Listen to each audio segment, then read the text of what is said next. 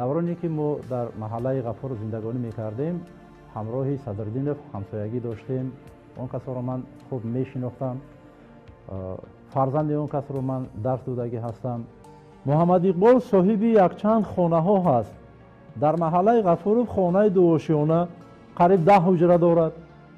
дар кӯчаи Маданият хонае ки 23 ҳуҷра дорад, хонаи бо ҳашамат. дар кӯчаи Ҷалилов 2 ҳавлӣ, дар кӯчаи Ҷалолиддини Румӣ хонаи баландушона. дар ягон ҷо кор накунад, дар ягон сам фаъолият надошта бошад, ин қадар маблағ аз куҷо пайдо шуд ки ин қадар соҳиби хонаю дар шудааст. ман 32 сол боз омӯзгор кор мекунам, як 3 ҳуҷрагӣ дорам ки ман дар корхона кор мекунам, музди маош дорам, лекин қудрати харидани хона надорам. вай кор накарда, як даромад надошта, аз куҷо ин қадар соҳиби хона дар шуда бошад?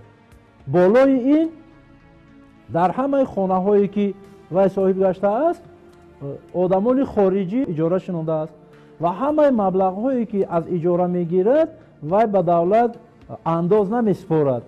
бе супоридани андоз ба ҳамун хориҷа кашола карда маблағро мебарад.